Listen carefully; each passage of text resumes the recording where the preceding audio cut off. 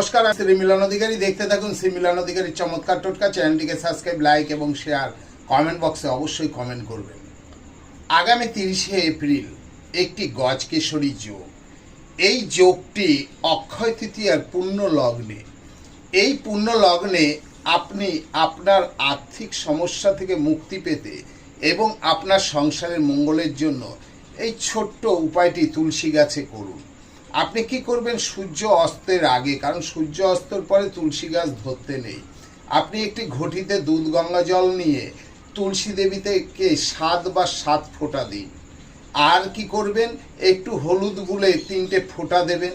আর একটু সাবু যে মিছরি পাওয়া যায়, ওই সাবু মিছরি দিন।